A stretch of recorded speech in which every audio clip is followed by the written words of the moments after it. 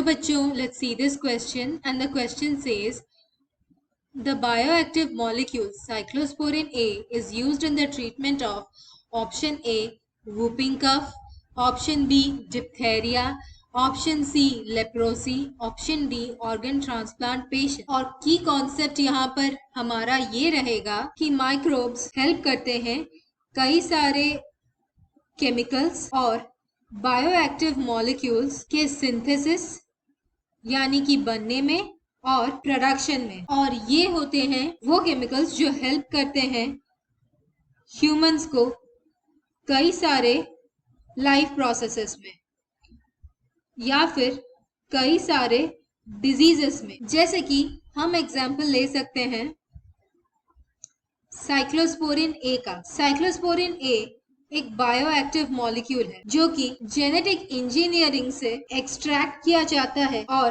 फिर उसका प्रोडक्शन किया करते हैं ताकि वो इम्यून सप्रेशन का काम कर सके। ये एक ड्रग की तरह मार्केट किया जाता है। इम्यून सप्रेशन यानी कि हमारे इम्यून सिस्टम का एक्शन घटाता है। ये यूज किया जाता है उन पेशेंट्स में जिनमें ऑर्गन ट्रांसप्लांट हुआ हो। ऑर्गन ट्रांसप्लांट में डोनेटेड ऑर्गन्स रिजेक्ट हो सकते हैं हमारे इम्यून सिस्टम की एक्शन से, और इसीलिए इम्यून सप्रेसेंट्स देते हैं जैसे कि साइक्लोस्पोरिन ए, और ये हमारे इम्यून सिस्टम के एक्शन को घटाते हैं और ऑर्गन ट्रांसप्लांट सक्सेसफुल रहता है। हमारे क्वेश्चन के हिसाब से बायोएक्टिव मॉलिक्यूल साइक्लोस्पोरिन ए यूज किया जाता है इम्यून सप्रेशन के लिए, जो कि वो पेशेंट्स पे यूज किया जाता है जिनमें ऑर्गन ट्रांसप्लांट हुआ हो।